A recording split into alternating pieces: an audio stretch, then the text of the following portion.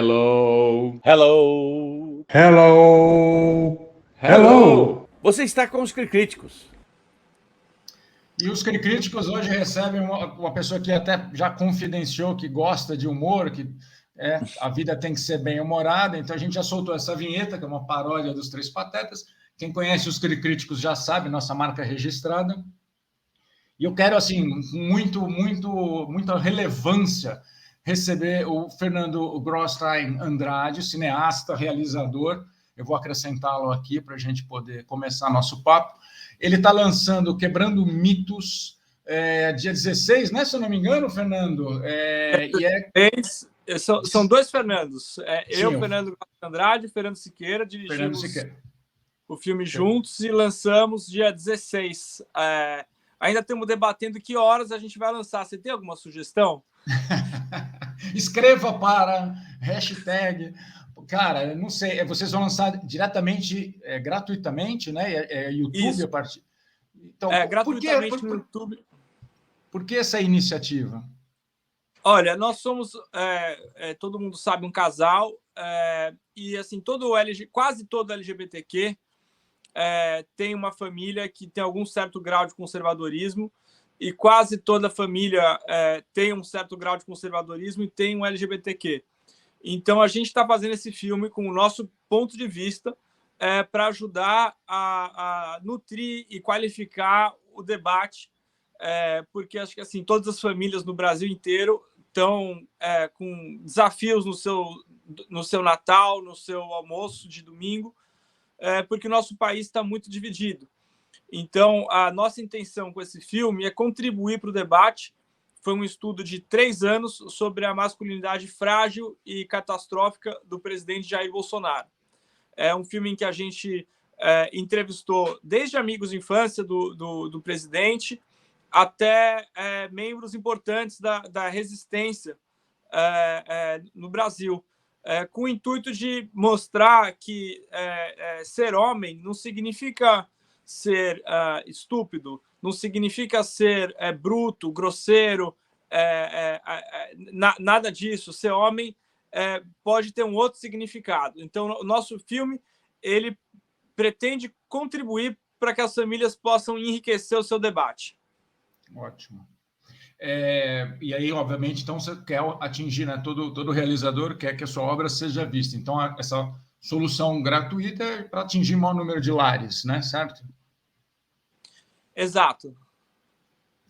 Eu li, né? Eu assisti ontem mesmo, né? Acho que eu não sei que corte que eu assisti, como você disse, vocês estão ainda finalizando, né? O documentário, então eu assisti, e aí eu vi que você fala, e todo o material de divulgação acaba falando isso, né? Que fica tudo muito focado nessa figura que a gente está vendo aí na tela, numa apresentação PowerPoint, que é o presidente do Brasil atual, e que isso acabou deixando tudo muito pesado, né? Muito sombrio.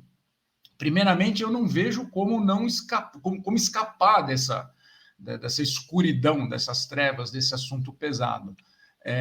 Mas mesmo assim, eu sei que vocês procuraram dar leveza, né, ao documentário. Como é que vocês chegaram nessa leveza? Olha, isso acho que foi um pouco a gente teve a contribuição de dois artistas, de alguns artistas brasileiros muito, muito importantes. Primeiro, o diretor e artista plástico Cal Guimarães, depois o Antônio Pinto, que assina a trilha sonora, e finalmente o Sérgio Machado. Essas pessoas viram o filme e olharam uma cena que mostra eu criança cultivando orquídeas e falaram assim: sentimos falta de mais imagens como essa. E o Fernando, meu parceiro criativo e, além disso, o marido, ele, em determinado momento, apontou a câmera para mim. Eu estava muito esgotado depois de quase 3 anos assistindo imagens de chacina, depoimentos sobre suicídio, sobre estupro, sobre todas as consequências que a masculinidade traz. E o Fernando teve essa ideia de apontar a câmera para mim, e a gente acabou fazendo uma mistura, né? Por que essa mistura? Porque toda comunicação ela tem um ponto de vista, né? E o mais honesto com o espectador é você mostrar e ser claro da onde está partindo o seu olhar. né? Então, a gente achou que era importante mostrar um pouco quem sou eu, quem é o Fernando, qual o nosso olhar, o que nos identifica, como forma de ser transparente com o espectador, para, inclusive, o espectador saber quais são nossos pontos fortes e nossos pontos cegos. Claro. Eu imagino que, assim, né, vocês pensaram em dar um panorama, né, não apenas envolvendo o Bolsonaro, mas, enfim, teoricamente, né, entre muitas aspas, Marielle não tem nada a ver com Bolsonaro, teoricamente, né? Mas vocês falam de Marielle, vocês falam de ambientalismo, todas as mazelas desses últimos anos de administração federal, né? Não é fácil você entrar em tanto tema profundo em quantas horas? Nem 2 horas de documentário. O que você se viu obrigado a tirar? O que você não conseguiu? Assim, eu vou ter que tirar isso daqui, sei lá, por uma questão de tempo, por exemplo. O nosso processo artístico ele é muito intuitivo, ele é de um mergulho, né? E nesse mergulho a gente foi trocando o pneu com o carro em movimento. E conforme a gente foi editando, a gente percebeu que no centro da questão está uma questão que acho que está presente em todas as famílias, que é o seguinte: a gente herda dos nossos bisavós, dos nossos avós, coisas maravilhosas, coisas boas que compõem a nossa herança, mas também coisas que às vezes são ultrapassadas, né? que não fazem sentido. E algumas dessas coisas, na verdade, são o quê? São alguns preconceitos, né? Então a gente começou a perceber como a sociedade, não só no Brasil, mas no mundo, ela é estruturada em função de homens brancos heterossexuais. Vou dar um exemplo. A gente mora aqui na Califórnia. Nos Estados Unidos, todos os presidentes são homens. Nunca teve uma presidente mulher, né? E quase todos brancos. Teve um presidente negro, o grande presidente Barack Obama. Então, assim, se você começa a olhar na sociedade, você vê que existe uma questão estrutural em que o poder está concentrado em homens brancos heterossexuais. Aí muita gente fica um pouco agressiva quando a gente fala isso, quando a gente mostra o filme. É impressionante quando a gente mostra o filme para um LGBTQ, para uma mulher e para um homem hétero, a reação é muito diversa, né? Mas geralmente, às vezes, vem uma certa raiva e agressividade quando a gente mostra para os homens heterossexuais. O que a gente quer dizer é o seguinte: ninguém está dizendo que vocês, homens brancos héteros, não podem participar do poder. Está tudo certo. A gente só está pedindo o seguinte: vamos dividir?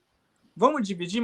Você falou de Marielle. Imagina se tivesse o Brasil uma presidente como Marielle Franco, uma mulher negra LGBTQ. A gente está perdendo inteligência coletiva, né? Então, assim, ao invés de a gente ter várias cabeças, com vários olhares, com vários pontos de visão, pensando sobre o mesmo tema, a gente tem todo mundo olhando pelo mesmo ângulo, que é um homem branco heterossexual tendo PMDB de aliado para resolver os nossos desafios de sociedade. A gente está querendo propor assim, um debate para dizer: será que a gente não pode ser melhor do que isso? Entendeu? O Bolsonaro, ele, na verdade, ele é um fantoche, ele é uma peça útil nesse xadrez. Infelizmente, tá todo mundo. A história indica até hoje que ele vai perder as próximas eleições, né? Mas, assim, isso não vai resolver os nossos desafios como sociedade se a gente não se propuser a perceber, seja na estrutura de poder, seja dentro das famílias, que esse poder ele precisa ser repartido para uma convivência mais harmônica entre aqueles que são diferentes e os que hoje estão ocupando posições dominantes. E mesmo porque as pessoas que levaram o Bolsonaro ao poder continuam aí, elas podem apoiar uma outra pessoa no mesmo perfil, né? É mais fácil trabalhar isso no nível individual, na base da sociedade, do que simplesmente eleger. A gente tem poucas opções, a verdade é essa, né, de eleição. Como é que é esse processo entre vocês? Aí, o Fernando Siqueira está calado, está concordando, mas eu quero saber isso. Então, eu tenho uma ideia. Não, eu não gostei dessa ideia. Como é que fica esse trabalho em casa, né? Como é que as discussões ocorrem?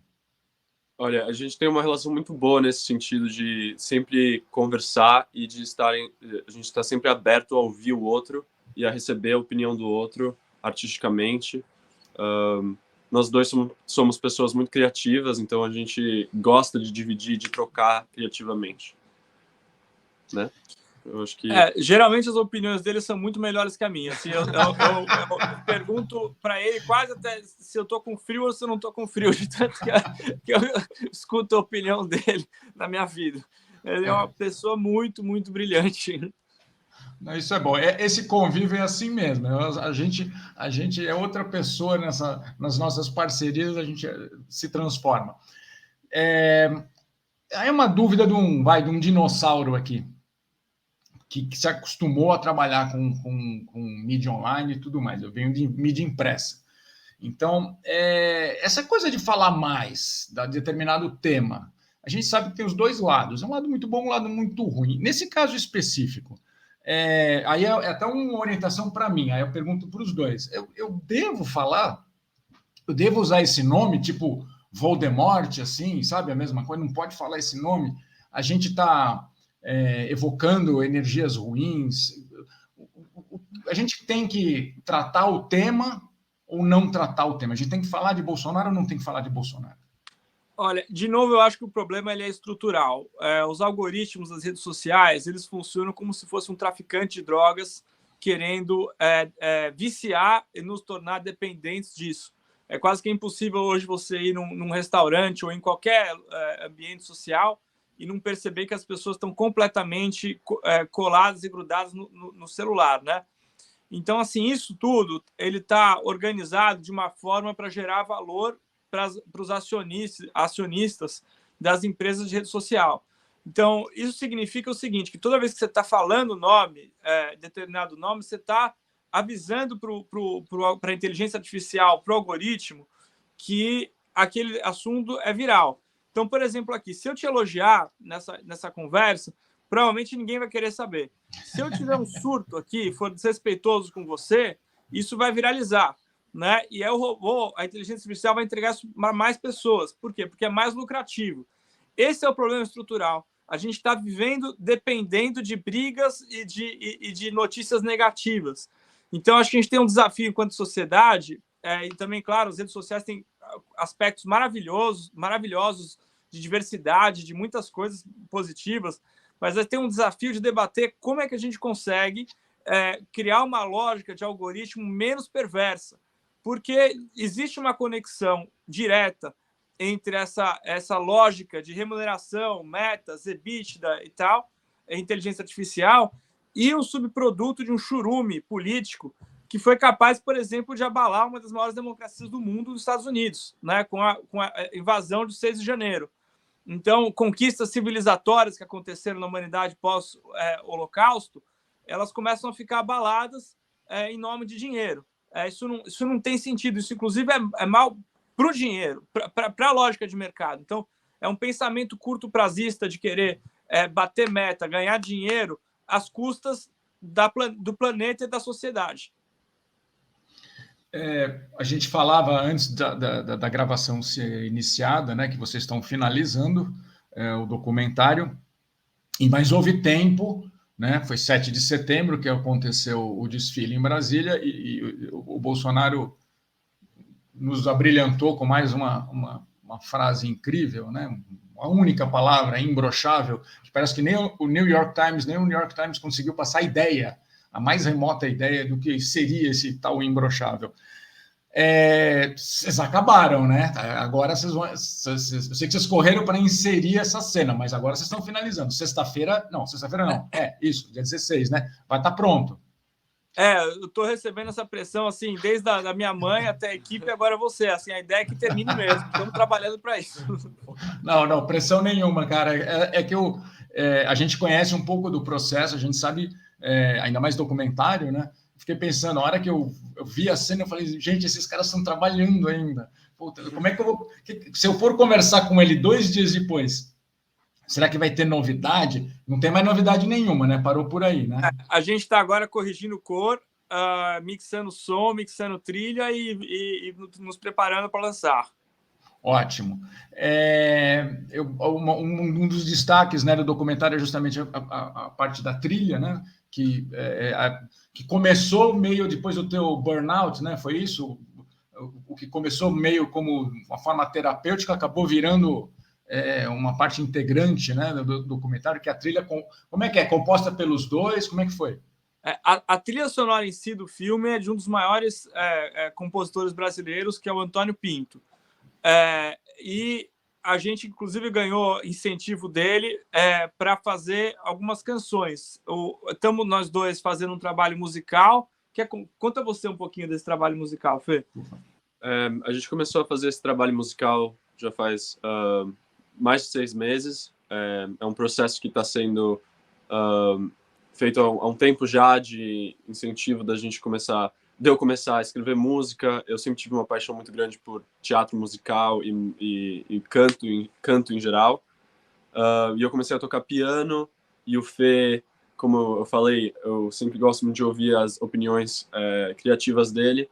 Então ele sempre me dava opiniões sobre quais caminhos tomar enquanto eu escrevia as letras, ou qual história contar com as minhas letras, qual melodia funcionava, qual não funcionava. E ele começou a produzir as músicas também, as minhas músicas, e foi isso. Começamos a criar juntos, a criar músicas juntos. E aí, para o filme, uma das músicas que eu escrevi e que o Fê produziu, ela fala sobre essa mudança, né, para um outro país, sobre a solidão de se autoexilar, essa sensação de se autoconhecer em outro lugar quando você está sozinho. E a gente achou que ela era adequada para o filme, né, para esse momento do filme. E aí a gente acabou pegando uma das músicas desse trabalho musical que a gente está produzindo e acabamos colocando no filme. Inclusive, acho que se tudo der certo, a gente vai subir para o Spotify essa música, chama Califórnia, nos próximos dias. Era a próxima pergunta. Vocês estão terminando, né? Estamos terminando. A gente vai subir aos poucos 3 músicas do filme para o Spotify. Essa música que o Fê falou, Califórnia, que é uma música que fala sobre exílio, ela abre e fecha o filme.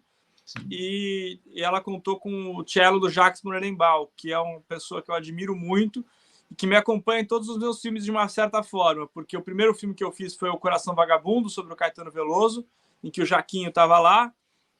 Depois, o último que eu fiz foi o Abe, em que o cello do Jacques simula o coração do Abe na minha viagem, na minha cabeça. Então, agora também estamos com a bênção dele aí nessa música e estamos muito honrados e entusiasmados. Eu sei que é difícil resumir, apesar de jovem, você tem uma carreira já razoável em termos de produção, né? Assim, você consegue dizer o que mudou do ponto de vista criativo, desde Quebrando o Tabu, enfim, o documentário do Caetano? O que mudou do ponto de vista criativo? Você está mais dono da linguagem? Você está, enfim, outra narrativa? Mudou os valores? Essa eu vou te falar que é uma pergunta que eu não sei exatamente qual é a resposta, mas o que eu sei dizer é que em todos os filmes que eu fiz, eu procuro buscar combater o obscurantismo. Seja o obscurantismo do provincianismo, no Coração Vagabundo, o obscurantismo presente na guerra às drogas, no Quebrando o Tabu, ou no sistema penitenciário, que está na Quebrada, ou no Carcereiros Encarcerados. E agora o obscurantismo que a gente está buscando combater é a masculinidade catastrófica. Eu acho que ao longo dos anos eu consegui diminuir um pouco minha ansiedade e voracidade, e com isso ver um pouquinho de clareza e lucidez para poder ganhar um pouco de profundidade. Mas, honestamente, eu preciso discutir com a minha psicóloga essa pergunta para voltar a responder para o próximo filme. Bom caminho, tá vendo? A gente que tem esse amparo psicológico, somos seres humanos um pouquinho então, mais ágeis nos processos. Concordo com você plenamente. Apesar de ser problema estrutural, seja da masculinidade, seja das redes sociais, a gente tem a eleição chegando. Vocês acham que isso vai imprimir alguma mudança significativa para o brasileiro de maneira geral? Olha, é um perigo, né? Dar uma resposta do que vai acontecer logo antes Não, da não, eleição. não é, Não é prognóstico, não é prognóstico, não, hein, pelo amor de Deus. Se você errou e acertou, fica registrado, né? Assim, eu, inclusive, na entrevista que eu dei para o Saia Justa, eu alertei, depois no Bial, sobre o risco do Bolsonaro. Naquela época, ele era apenas uma piada para muita gente, e para nós gays era uma ameaça concreta, né? Então, assim, eu acho que o que dá para afirmar com certeza é que depois do Brasil mergulhar no caos escuro do Bolsonaro, emergiu uma resistência muito vibrante, que sempre aconteceu, mas que ela veio com muita força, né? Você vê, assim, de torcida organizada de futebol, ao movimento LGBTQ, movimento ambientalista, partidos de esquerda, partidos de centro, até algumas pessoas da direita, né? Então, eu acho que essa força tá vindo de um lado com muito brilho, né? O Brasil é um dos países que a campanha de vacinação foi mais bem sucedida no mundo. Isso não foi graças ao Bolsonaro, foi graças aos brasileiros. Nós que moramos aqui nos Estados Unidos sabemos como é maravilhoso o Sistema Único de Saúde do Brasil, porque sim, tem problemas, mas a saúde é gratuita e universal. Aqui nos Estados Unidos, se você tem algum problema de saúde e não tem seguro, você está entregue à própria sorte. O serviço de emergência só te atende em caso de vida ou morte. Assim, tem pessoas que quebram a perna na rua e não vão para o hospital porque não tem dinheiro para pagar. Então, o Brasil ele tem uma força que é muito vibrante e que, assim, essa porrada que o fascismo e o obscurantismo deu, ela reverberou numa outra porrada muito forte, muito positiva, né? Que você, por exemplo, vê o movimento da Carta no Largo São Francisco, os professores, os artistas. Quer dizer, é uma força muito solar e muito vibrante que está vindo. Então, as eleições acho que vão ser uma arena de disputa em que tudo indica que o fascismo vai ser derrotado parcialmente no que se refere ao campo majoritário, no que se refere à esfera do Poder Executivo, mas tem um longo caminho pela frente, porque do mesmo jeito que, por exemplo, eu saí do armário alguns anos atrás, nazistas e fascistas saíram do armário no Brasil, né? Então, e às vezes essas pessoas estão tão próximas demais. Então, eu prefiro, como eu coloquei no final do filme, acreditar que muitas dessas pessoas estão sendo manipuladas, né? E a nossa contribuição aqui, enquanto artistas, ela é pequena, porque é apenas um documentário, mas é uma semente para ajudar a qualificar o debate nas famílias. Porque quantas famílias não tem com pessoas que são queridas, que têm, às vezes, os pensamentos completamente equivocados, né? E, infelizmente, o ímpeto que eu tenho, às vezes, é de gritar, levantar a voz, ofender, isso não constrói, isso não resolve. A gente tem que ter uma conversa civilizada, baseada em fatos, baseada em afeto, né? Para as pessoas que têm um privilégio, em especial os homens brancos heterossexuais, largar o osso não é fácil. Ninguém abre mão do privilégio. O príncipe Charles virou agora o rei Charles. Ele não chegou e falou assim, não, olha, gente, eu queria abrir mão dos privilégios, do imposto de herança que eu não vou ter que pagar. Não, ninguém abre mão de privilégio facilmente. É uma onda que bate na pedra e faz espuma, né? Então, o Brasil está vivendo exatamente isso. Então, a gente pretende contribuir com isso e torce muito para que as coisas no Brasil evoluam, porque é o nosso país que a gente ama e quer muito bem, são nossas famílias, amigos, ídolos, estão todos no Brasil, e a gente quer ver o fascismo se apagar e a luz prosperar junto com a liberdade. Independente das eleições, vocês já têm um próximo passo, assim, do ponto de vista, né, de cinema, documentário, ficção, alguma coisa que vocês já estão aí no forno? Sim, a gente está, acho que é a primeira vez que a gente está falando publicamente disso, a gente está montando uma banda, eu e o Fê. Quer falar um pouquinho da banda? Então, a gente está com esse grupo, eu e o Fê, uma dupla, e a gente está trabalhando nesse álbum que a gente está trabalhando já faz uns 6 meses, como eu contei um pouco atrás, e acho que esse é o nosso próximo. O nome. O nome do álbum é... Não, o nome da banda. Dinâmica de casal ao vivo. A gente zero ensaiou para essa entrevista. A gente está só trabalhando. Bom, o nome da nossa banda vai ser FS2. FS2? É, porque veio de Fez, dois Fez, e depois o S e o 2 eles formam um coração, né? Então a gente tem um coraçãozinho, FS2, e aí são 2 Fernandos, e é isso. Ótimo. A pergunta valendo $1 milhão, vocês pretendem votar? Não voltar, votar. Sem Sim, dúvida. Transferimos nosso já domicílio eleitoral, estamos muito entusiasmados para contribuir com a faxina. Muito bom, muito bom. Fernandos, muito prazer em conhecê-los. Vocês querem acrescentar algo? O microfone totalmente aberto, se alguma coisa que eu passei por cima. Algo que vocês queiram acrescentar?